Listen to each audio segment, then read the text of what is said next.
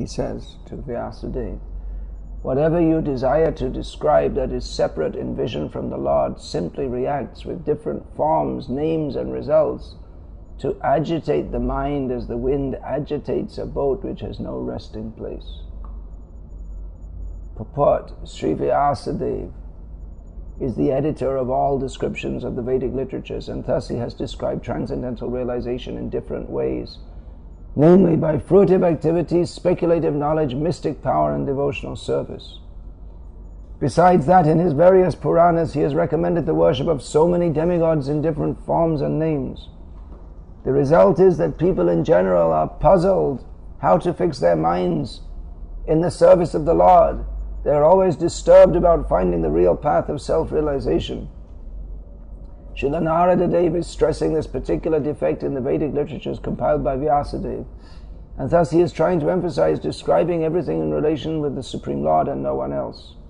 In fact, there is nothing existent except the Lord. The Lord is manifested in different expansions. He is the root of the complete tree. He is the stomach of the complete body. Pouring water on the root is the right process to water the tree, as much as feeding the stomach supplies energy to all parts of the body. Therefore, Srila Vyasadeva should not have compiled any Puranas other than the Bhagavad Purana, because a slight deviation from that may create havoc for self-realization. If a slight deviation can create such havoc, then what to speak of deliberate expansion of the idea separate from the absolute truth, personality of Godhead? The most defective part of worshipping demigods is that it creates a definite conception of pantheism, ending disastrously in many religious sects, detrimental to the progress of the principles of the Bhagavatam, which alone can give the accurate direction for self-realization in eternal relation with the personality of Godhead, by devotional service in transcendental love. The example of the boat disturbed by whirling wind is suitable in this respect. The diverted mind of the pantheist can never reach the perfection of self-realization due to the disturbed condition of the selection of object. Taton yatha kinchana yad vivakshata pritagdrishas tatkrita rupa namabihi nakarhichit kvapi chadusthitar matir labheta vatahata naurivaspadam. Translation: whatever you desire to describe that is separate in vision from the Lord simply reacts with different forms, names, and results to agitate the mind as the wind agitates a boat which has no resting place. Ajnanatimirandhasya jnananjana shalakaya chakshurunmilitam yena tasmai Shri Gurave Namaha. Vandeham Shri Guru Shri Yatha Padakamalam Shri Guruna Vaishnavamscha Shri Rupam Sarvajatam Sahagana Raghunatam Vitam Tam Sajivam Sadvaitam Savadhutam Parijana Sahitam Krishna Chaitanya Devam Shri Radha Krishna Padan Sahagana Lalita Shri Vishakam Vitamscha. Hare Krishna Krishna Krishna Hare Hare, Hare Rama Rama Rama Hare Hare.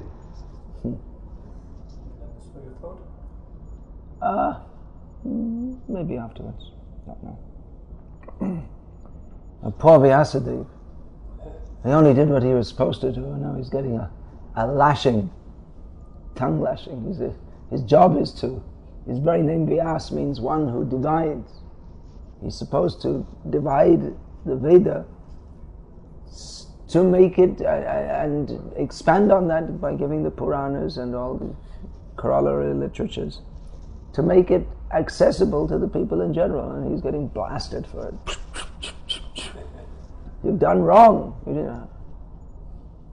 There's no need, Prabhupada writes here, to compare anything else except the Bhagavad Purana, as Bhaktivinoda Thakur also said, Bhaktisiddhanta Saraswati, they both said, that if all the literatures in the world were taken out and destroyed, if the Bhagavad Purana remained, that would be better. There would be no loss. It would be better. Because this literature means that gives some knowledge or some concept or some entertainment. So Bhagavatam gives the actual knowledge of reality. And some feeling where people read for to get some entertainment, to get the different feelings. There are different. Therefore, we have romantic novels, comic literature, pathos, tragedy. So but the mundane literatures, they expand the jara ras, or the material ras, mellow. Bhaktisiddhanta Saraswati translated this as. Whereas the Bhagavatam, because it's based on reality, it is reality, Bhagavatam is Krishna. Then what is in there is, what is in Bhagavatam, the feelings that are generated from studying in Bhagavatam, from hearing the Bhagavatam, they are the pathos, comedy. Comedy is also not so much, but, or affection, all these different feelings on the purely transcendental platform, which is actually a benefit to the conditioned souls, and a benefit to the non-conditioned souls also. Do we need these lights on? You turn this off. Just. Is there light on in there also, or is that the sun coming inside?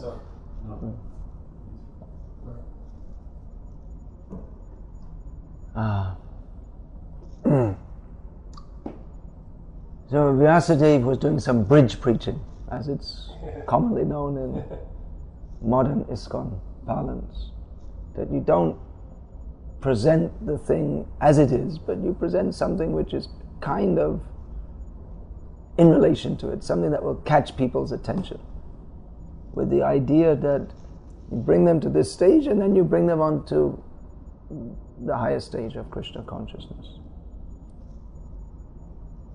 And that's the idea of Vedic culture. Varnashramacharvata purushena parafuman vishnur aradyate panta nanya tatto shakaranam. That in Vedic culture means the social system is Varnashram. Everyone should engage in that, and the central object of Varnashram is worshipping Vishnu. Even those who are demigod worshippers, the demigod worship is actually supposed to be conducted with worship of Vishnu also. So even though they may not understand that, because they have a different demigod worshippers have a different idea. Lord Vishnu is known as Yageshva, so there's some kind of role he has. They don't really understand what the purpose of the lack of understanding means that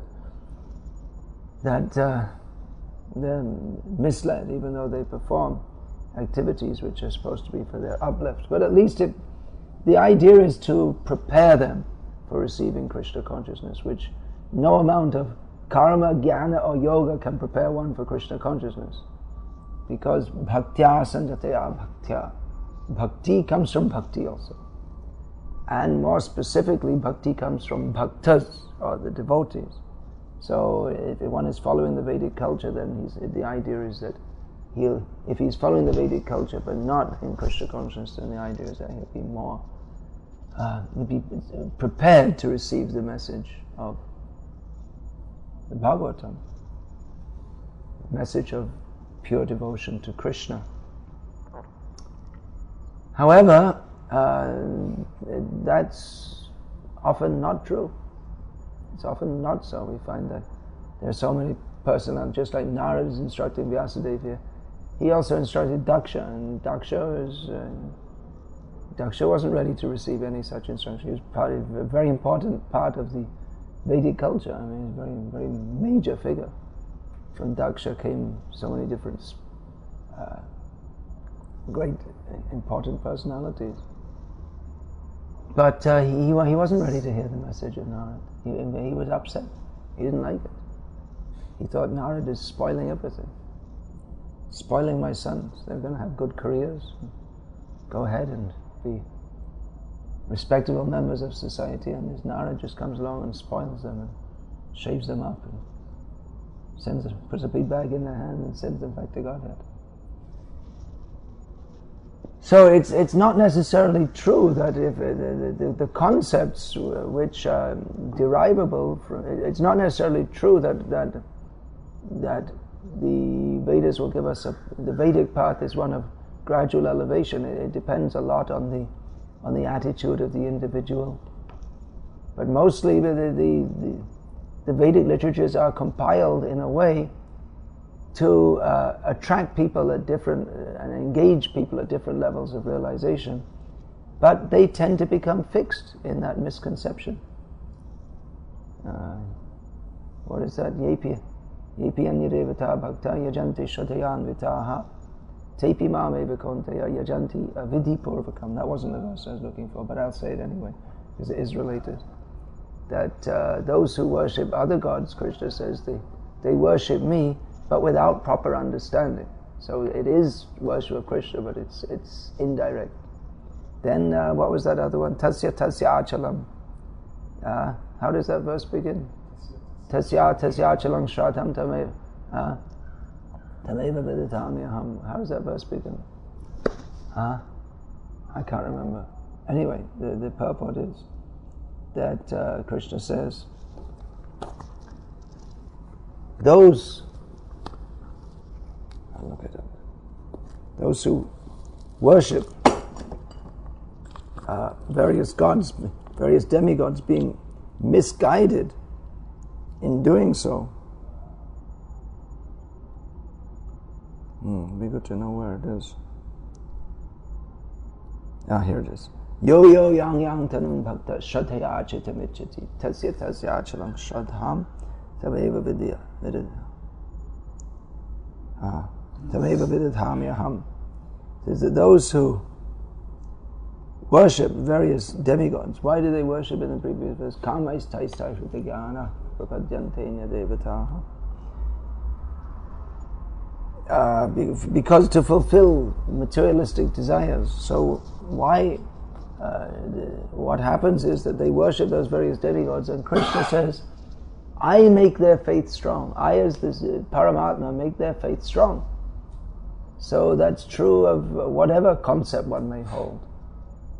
That Krishna, he's sarvasya chaham hridi sannivishto matasmriti jnanam apohanam cha. He's situated in everyone's heart, and from him comes knowledge, remembrance, and forgetfulness. So when we desire to forget Krishna, Krishna helps us because we want.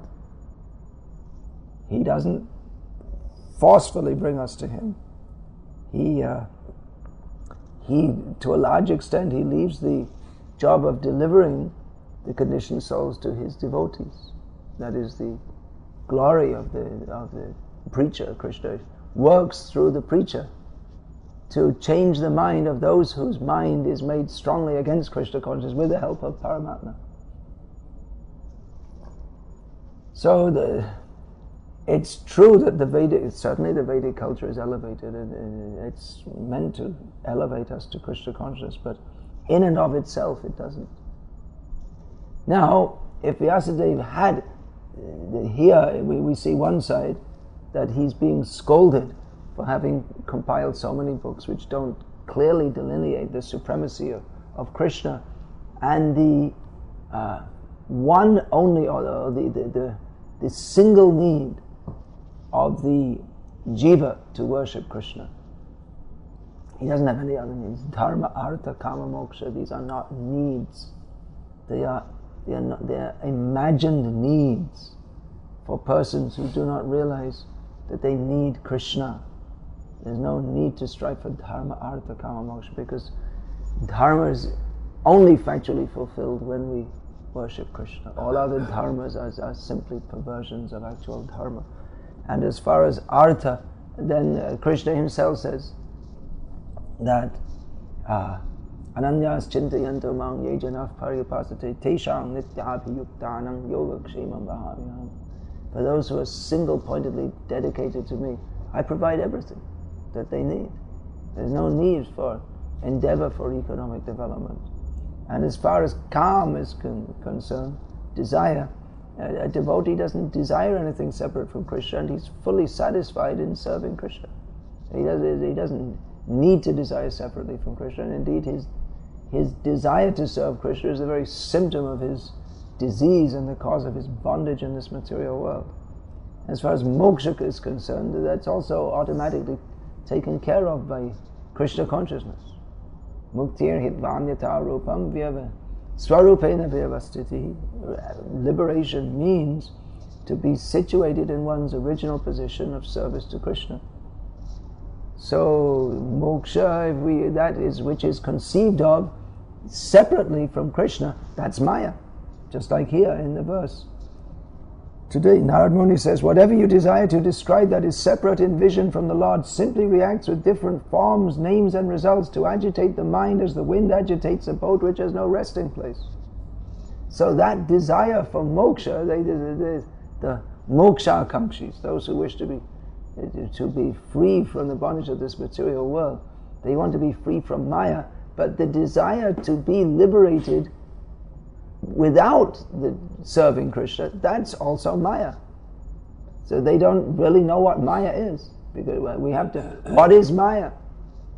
Ritertang yat pratiyeta na pratiyeta chatmani tadvidyad atmano mayam yata bhaso yata tamaha.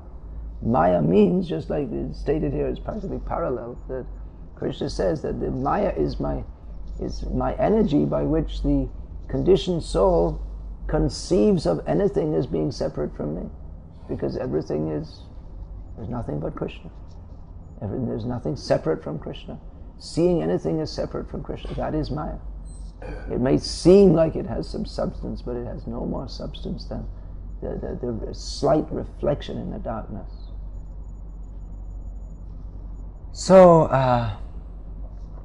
there's no need to pursue all these things. The only real need, as Chaitanya Mahaprabhu made clear, Pancham Purushartha, the fifth need of the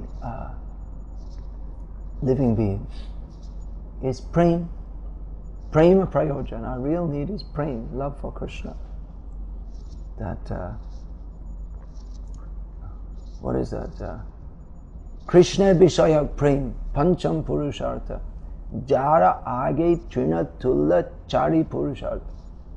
He said that the real need of the living being, Chaitanya Mahaprabhu said, is love of Krishna. And in comparison to this, Dharma, Artha, Kama and Moksha are just like some straw, insignificant. So, therefore, Vyasadeva is being scolded, although he was doing his job.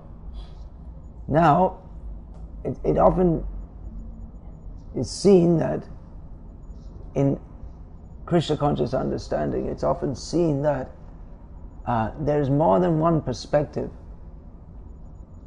on any issue, and that what is sometimes considered bad can from another perspective be considered good. It all has to be considered in what is good and what is bad. That has to be understood in terms of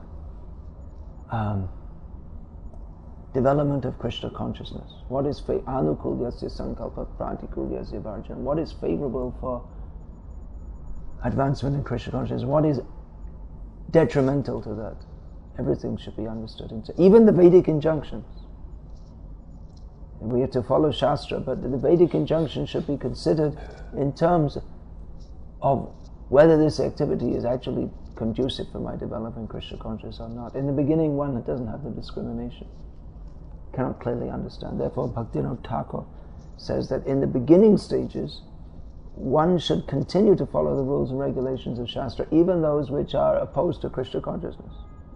In the beginning stage of devotional life, until we develop the clear discrimination of what is favorable and what isn't, better we follow everything, because if we try to discriminate ourselves, then we might start throwing out the things which are actually required. There may be other reasons for this also, that it may, in the beginning, one is not ready to cause the social disturbance that is caused in Hindu society by not following all the rigid rules of the smartas, which everyone is expected to follow. So what is favorable for Krishna consciousness and what isn't, that has to be understood.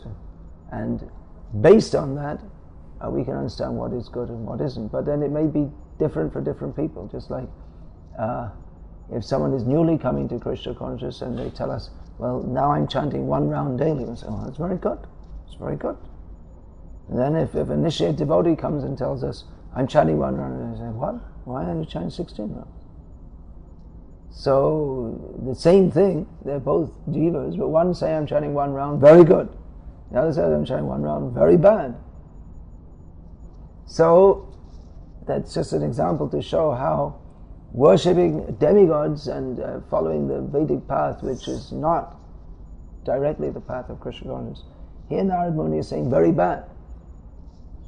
But in if we see someone who's following the Vedic path, compared to the life of an average New Yorker, for instance, just because we happen to be in New York, then it's very good.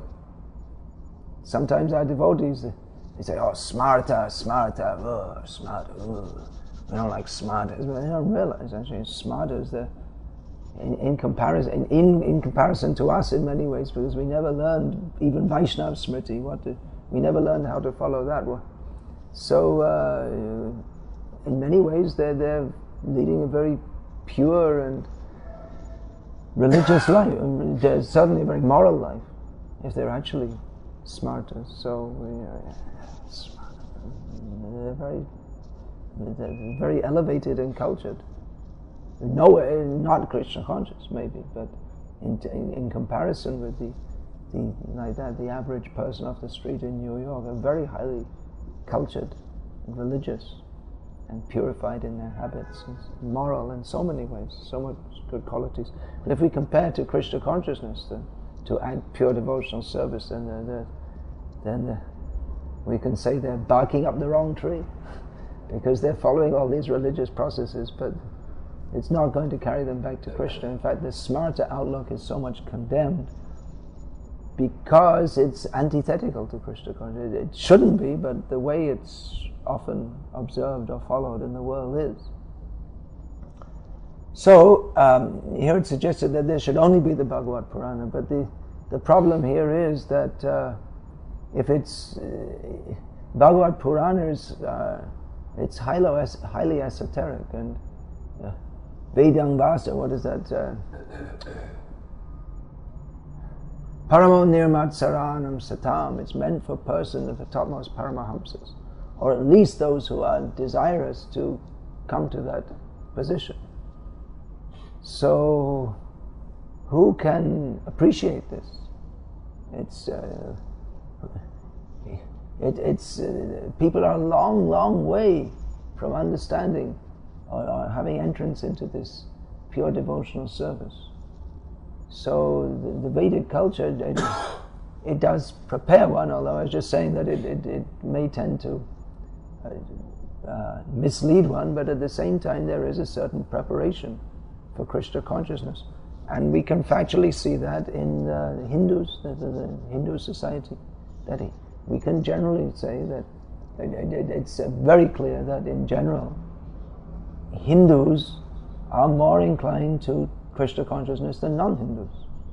There's some, as a general statement, it's at least in some form of Krishna consciousness. They may like their Ganesh pujas and everything mixed up, which is not really the business of this, not at all the business of ISKCON to provide for all this. We're not supposed to keep them as pantheists and Hindus forever. We're supposed to teach them what is pure devotional service.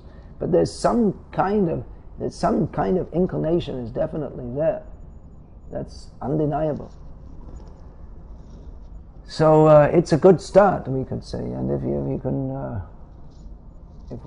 persons who have that inclination, if they can take association of devotees and be trained in the principles of Shuddha Bhakti, then and understand by Nityang Bhagavata Sevaya, by regularly hearing the Bhagavatam, that although the culture that they're raised in is very good, it includes the inclination to Krishna, but the concepts, many of the concepts that come along with it are not on the platform of the absolute truth. They're all this demigod worship, and so if they can understand it, then they can become pure devotees. So it's very easily, I mean, they'll more easily take to the chanting, and as is well known in these Western countries, they're more inclined to give donations, which is good for them, if we engage the money in promoting pure devotional service.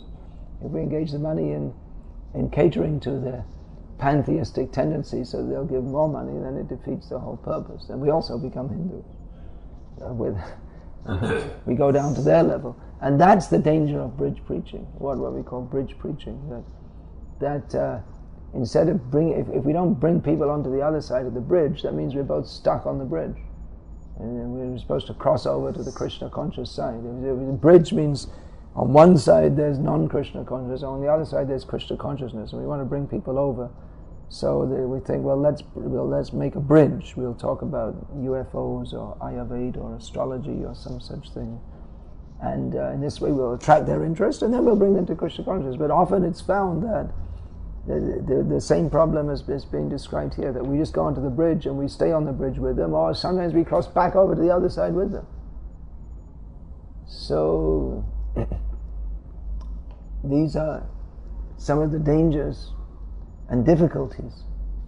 Bhaktisiddhanta Saraswati Thakur especially, he was not at all in favor of bridge preaching.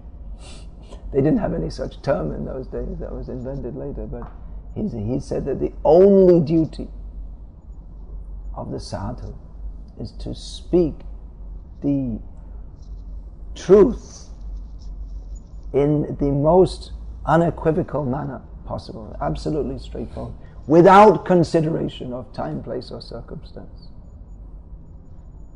That means just everyone you see, punch them in the face, more or less, with Krishna consciousness. Give them a good blast. So that was his policy, and it appeared to be very aggressive, because I'm trying to remember the exact words as translated in the harmonies, that the pronouncements of the sadhu, they may appear very aggressive, but it only appears aggressive because the materialist feels, actually it's the highest nectar, but it appears aggressive to the non-devotees because it is actually an attack on everything that they're attached to, and therefore they feel it as aggressive. But it's merely stating straightforwardly what is required for them. But because they think, well, I've got all my material ambitions and attachments, and he's telling me this is all nonsense, I have to give it up and surrender to Krishna, and it appears very aggressive. But it's simply stating the fact, just like if someone's got a big boil on their forehead and you tell them you've got a big boil on your forehead, and they get upset and they're stupid. They're really stupid. So it's the same thing. To speak the truth, it's not popular, but truth is the truth. And if we speak anything else, but the problem in bridge preaching is that we're not speaking on the platform of truth. And the same, it doesn't have the power to bring one to Krishna consciousness. It's not even, by definition, it's not meant to bring one to Krishna consciousness, but to bring one to a stage whereby one can be gradually brought to Krishna consciousness.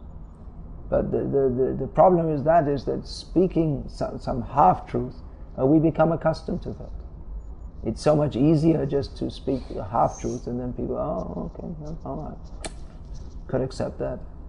So we become accustomed to meeting people at a halfway level, and we tend to think that just being nice and making good relationships and making a good impression, that's preaching. If people like us, that's good. They like us. People like, a lot of people in New York at the moment like the Republican Party, with this convention going on, and a lot of them. Anyway, it's Democrat. It's a Democrat stronghold. So a lot of people like Democrats. So the reason they like them are not very good reasons. So that people like us is not in and of itself a sign that we're on the right track. If they like it, if they like us and know what we stand for and like us, that's very good. But if they don't know what we stand for and they just like us, then it's not very meaningful. And if we bend ourselves to suit what they like, then we're in trouble. So the clear pronouncement of the absolute truth, that is required, because this whole world, the whole atmosphere is one of untruth. And even for ourselves, if we're not constantly speaking Krishna Kirtan, that means not only Nam Kirtan, but Bhagavatam, speaking Bhagavad Katha, that is Kirtan. Vyasaki, Shukadeva Goswami, is glorified as the symbol of Kirtan. He was speaking Bhagavatam, not singing. Otherwise we have Narad Muni, Bhajai Vina Radhika Ramana Name. You might have thought that Narad Muni would be the selected devotee that Rupa Goswami selected to demonstrate the principle of Kirtan, but he selected Shukadeva Goswami. So if we're not constantly speaking Kirtan, glorifying Krishna, then it's akirtan, non-kirtan. Kirtan means kirti, to glorify Krishna, to state the glories of Krishna. So there's akirti, apakirti. There's non-glory or opposite, or apparent but not actual. So there's apakirtan. It's not actually preaching. If one is not speaking Krishna Katha, there are two kinds of Krishna Katha. Krishnasya Katha, Krishna Vishaya Katha. Krishnasya Katha, that which is directly spoken by Krishna. And Krishna Vishaya Katha, that which is spoken about Krishna in Parampara system. This is Krishna Katha. And anything apart from that is not Krishna Katha. And it has the tendency, the tendency of speaking that is to bind us in illusion, to bind us in concepts of this material world. Now, pure devotees, they may also speak on apparently mundane topics such as history, science, geography, and so on. But they do so seeing and not only seeing, but they do so. In doing so, they demonstrate its relationship with Krishna. Just like Prabhupada would sometimes talk about history, especially Indian history, quite often actually, and often devotees would bring interesting snippets from the news to Prabhupada. There's interesting things like now the scientists are talking about producing food from stool or food from oil and all these, and they would bring all these points to Prabhupada and await Prabhupada's comments, which would inevitably throw light on all these activities of the materialists from the Krishna conscious point of view. So many. This material world, it's an unusual place, interesting place. Keshav Tua Jagat Vichitra, as Bhaktivinoda Thakur says. It's a strange place. This material, this universe, it's a strange place. So, how to see everything in relation with Krishna and Krishna consciousness? How are you going to do that in New York? If you're in Vrindavan, it's pretty difficult to forget Krishna. Well, it's not so difficult for the conditioned souls, but it's certainly a lot easier to remember Krishna, because everywhere there are devotees and temples and Leela Sthalis, places connected with Krishna's pastimes. So it's Vrindavan itself is one big udipana, or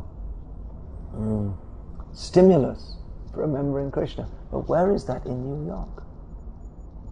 What everywhere we see, there's nothing but the loud propaganda that this material world is a place for our enjoyment and exploitation. How are we going to see Krishna everywhere? Well, that we can see from the example of Prabhupada, how he saw Krishna everywhere. And he saw Krishna in everything.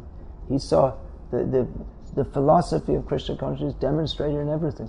Just like, for instance, Prabhupada was walking in a park and Prabhupada pointed his cane. He saw underneath a tree there was some compounded bird droppings. So Prabhupada pointed his cane and said, "What does this mean?" And I didn't know what to say. They were thinking maybe the way the bird droppings have fallen has some kind of mystic significance or something. Like they have this, they read the tea leaves. That must be completely bogus. People are so gullible, they're reading the tea leaves. Anyway, the devotees didn't know what to say. So Prabhupada said, this shows these birds have attachment. They come to pass stool in the same place every day. They're attached to passing stool in this spot. There's so many trees with so many branches, but they feel, they're attached. I must come here and pass stool. This is my place for passing stool. So he was able to see Bhagavad philosophy in bird stool. Even in stool you can see Krishna. Actually, Krishna is everywhere. He's not stool. We should be very careful with how we understand this. But he is in every atom, and everything we can see in relationship with Krishna. If we have that vision, Yomam Pashati Sarvatra Sarvam Chamai Pashati Tasyaham Na Pranashami Sachame Na Pranashati. Krishna says, for one who sees me in everything and everything in me, I'm never lost to him and he is never lost to me. So this vision can be attained by one who is absorbed in Bhagavata. This is our spiritual food, Srimad Bhagavata. This is Vyasadev's mature contribution. Vedyam Vastavam Atra Vastu.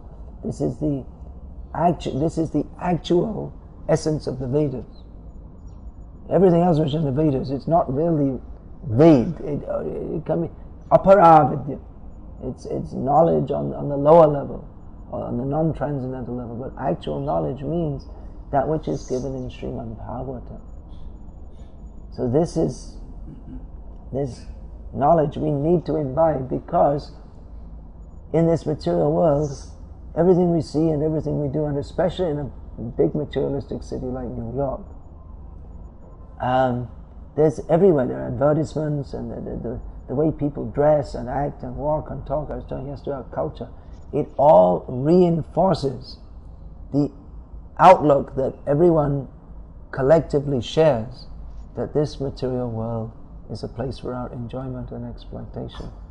So unless we're fixed in the understanding of the real truth, that this is a place for your suffering, you cannot enjoy. There's no question about actually exploiting. We can only attempt to do so. Reality is Krishna.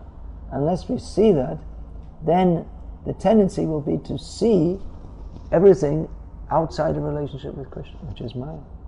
And we become entangled in that. That's why it's recommended. Go to Vrindavan, go to Mayapur, take advantage of that atmosphere. But those who have to preach Krishna consciousness, they have to come to the city. They have to see Krishna. If we don't see Krishna, how can we preach? We won't be preached. We'll be preached too. And we'll, by the forces of Maya, and we'll fall victim. So we have to be very strong by understanding the message of Krishna as it is, as given by Vyasadeva, as given by all the acharyas, as given by Prabhupada, in these purports. Then we can see Krishna in everything. Krishna is everywhere, and if we see Krishna by the process of hearing about him, then we'll be able to see Krishna everywhere.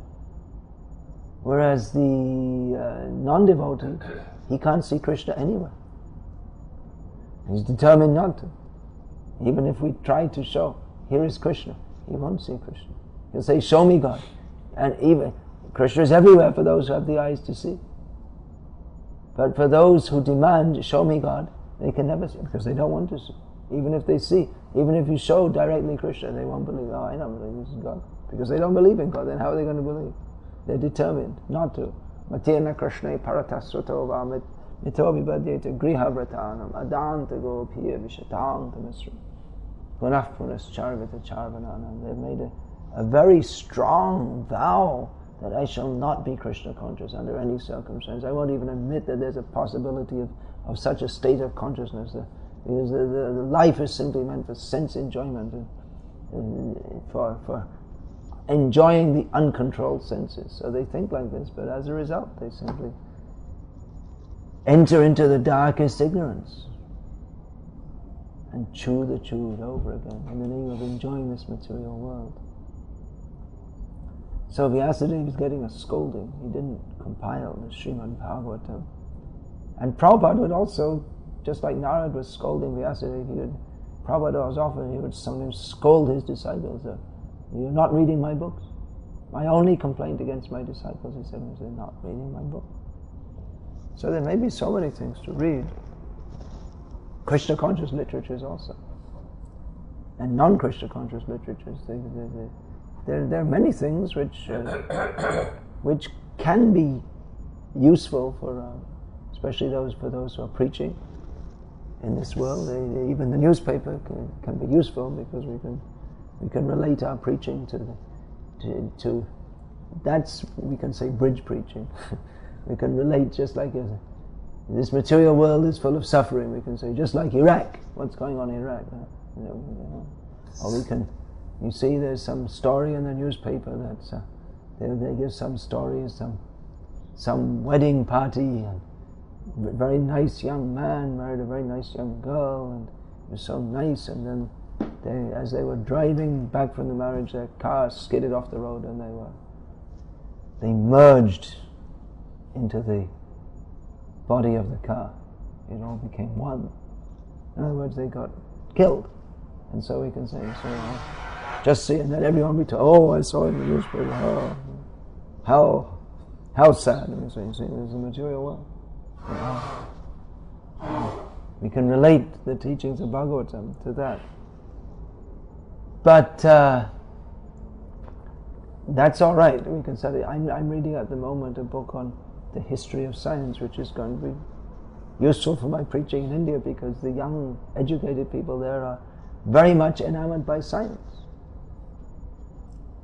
Just like Sadhaputta Prabhu said to me last time I saw him, which was quite a few years ago, he was in India, that he said, in his estimation, the main god in the Hindu pantheon at the moment is assumed the primary importance is science. As I often say in India, it gets a laugh. But it gets a laugh because people can recognize the truth of it, that if we quote Sri Bhagavan Uvacha, no one will be interested. What's this? But if we say Sri Scientist Uvacha, oh yes, it must be true, then they'll believe it. So if we know some things about science and this and that, it's very impressive to them. Oh, he's saying about science. Oh, he must know what he's talking about.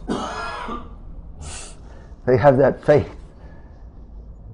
and they find it interesting. If we just come in and immediately say Sri Bhagavan Uvacha, then immediately they'll pack up their books and walk out. In many cases, literally.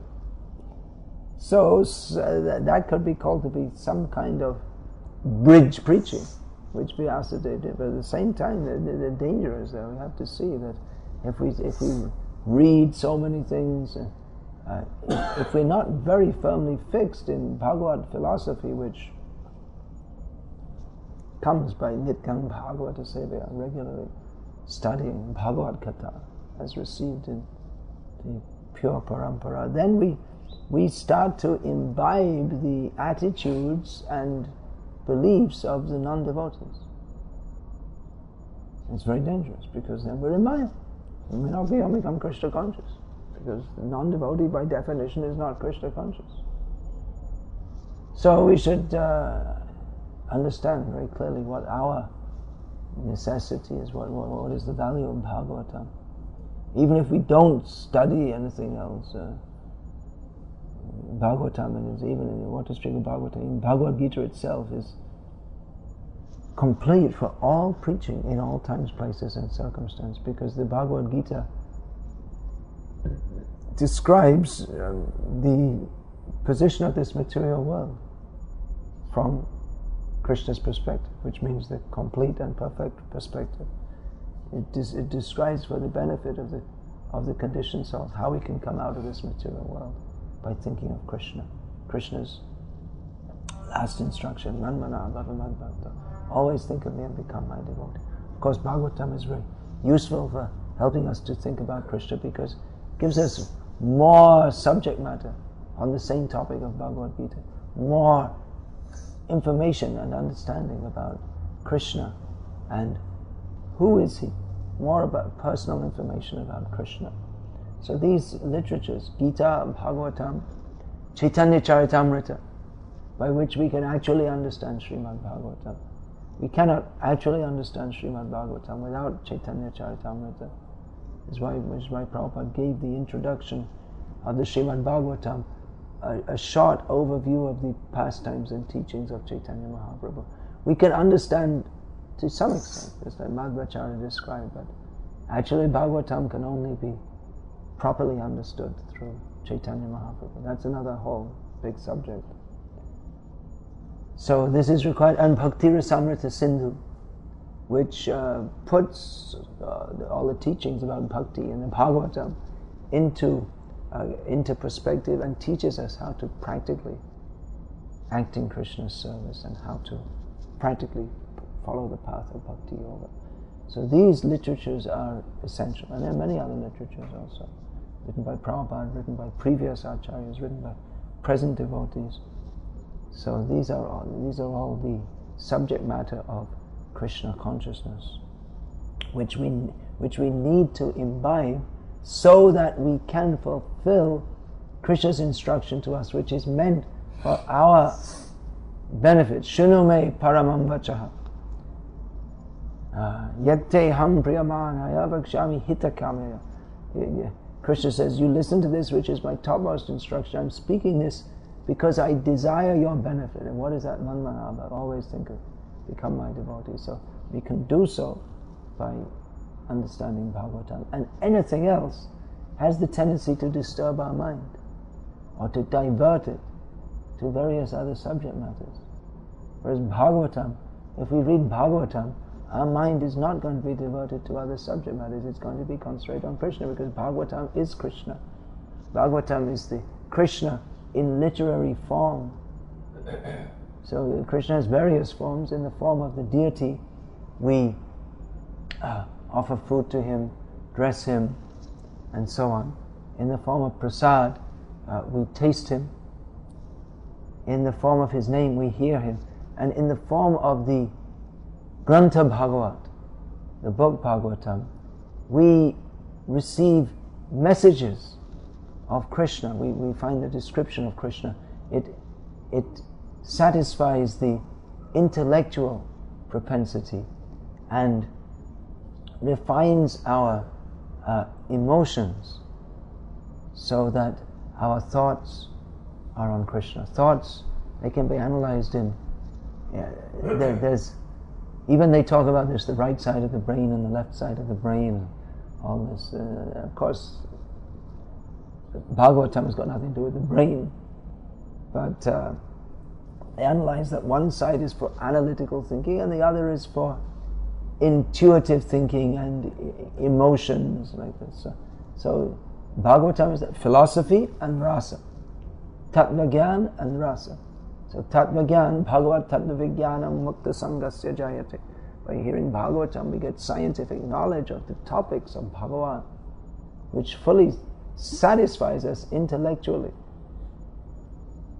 Not only satisfies us intellectually, but we become convinced of the reality of Krishna.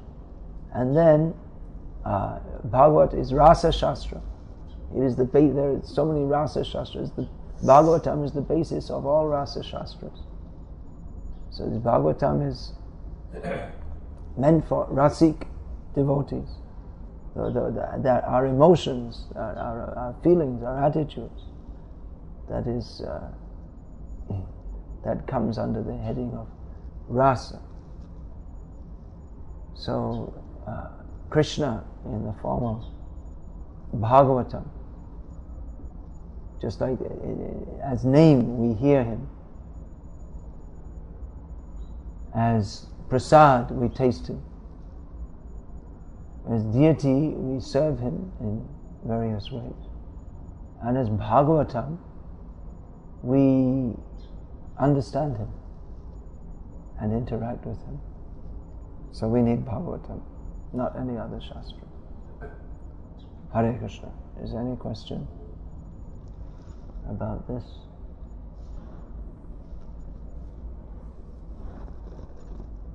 Is that a question? Yes.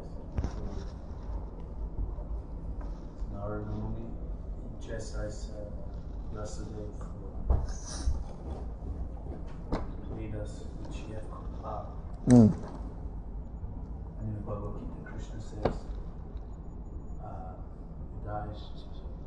Vidashya Sarvaya Neva Vidya,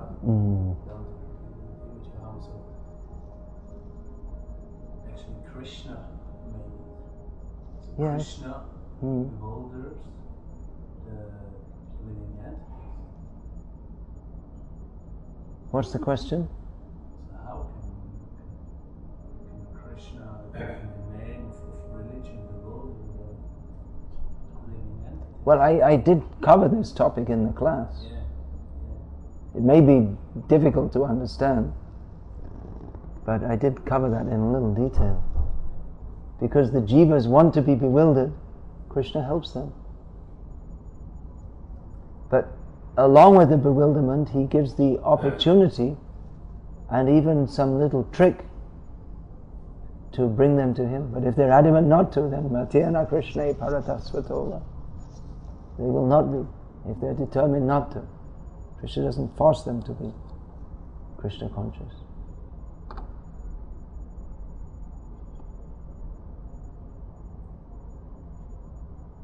Now we're questioning Krishna's motives.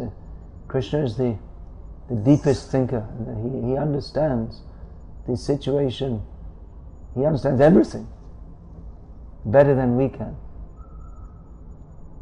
So, even to analyze the mind of an insignificant living being, there is this science, psychoanalysis, to do so, but it's a very imperfect science. What do you say? No, they teach you that at all? They don't really use it anymore. It's simplified now, cognitive. You say things over and over to yourself. Manipulate your consciousness.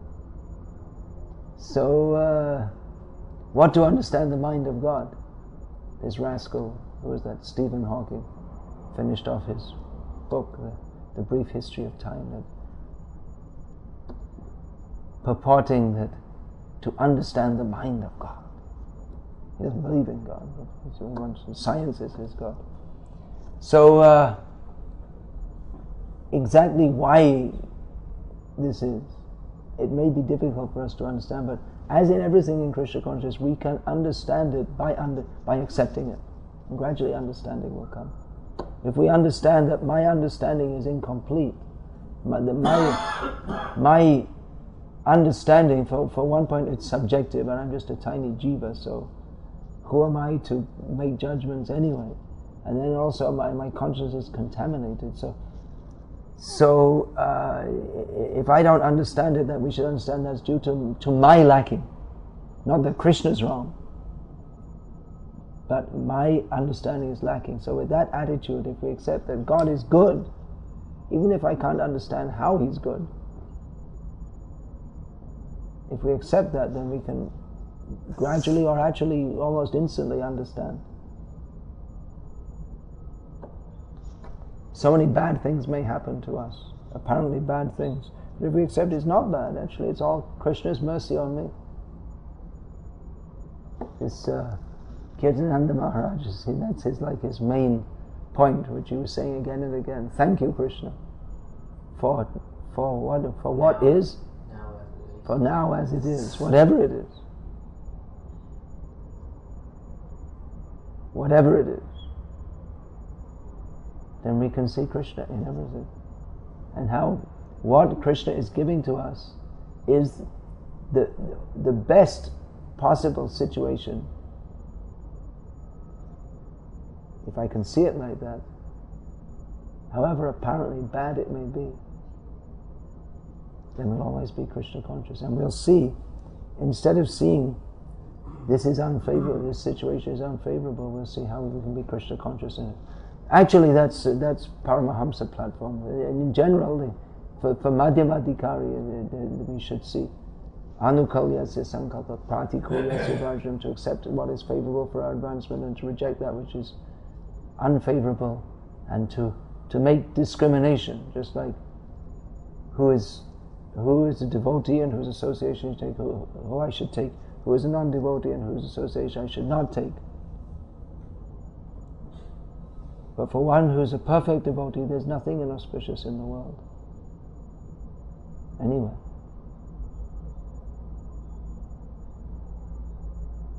He sees the goodness of Krishna in everything. Hare Krishna. Srimad Bhagavatam ki jai. His Divine Grace Srila Prabhupada ki jai.